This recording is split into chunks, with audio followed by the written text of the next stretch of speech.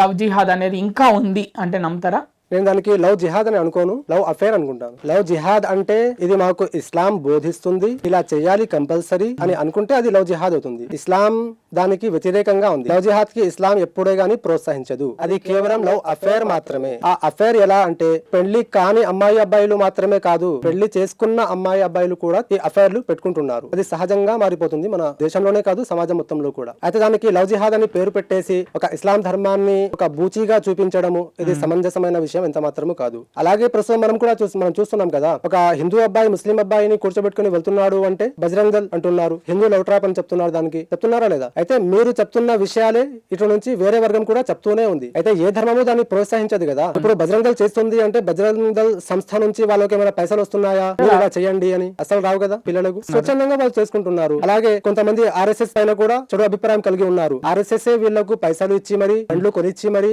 ఆ బండ్ల మీద పెట్రోల్ వేపించి మరి పిల్లలపై ఇలా ట్రాప్ చేయండి అని పంపిస్తున్నారు అని అంటున్నారు. వాస్తవంగా అలా జరుగుతుందా అంటే ఆర్ఎస్ఎస్ అలాంటి భావాజాలం కలిగిన సంస్థ ఎంత మాత్రము కాదు. ఆర్ఎస్ఎస్ అంటే స్వయం సేవక్ సంఘ్. ఎప్పుడైతే సమాజంలో ఈ యొక్క మార్పు రావాలి, సమాజానికి మేము సేవ చేయాలి అనే ఒక అద్భుత ఆలోచనతో ఆర్ఎస్ఎస్ అనే సంస్థ ఏర్పరిచింది. అంతేగాని ముస్లింలకు వ్యతిరేకంగా పోరాడడం కోసం, ముస్లింలకు హతం చేయడం కోసము, ముస్లిం అమ్మాయిలను లేపుకుపోవడం కోసము ఆర్ఎస్ఎస్ సంస్థ ఏర్పడలేదు. ఇది ఖచ్చితంగా గమనించాల్సిన విషయం.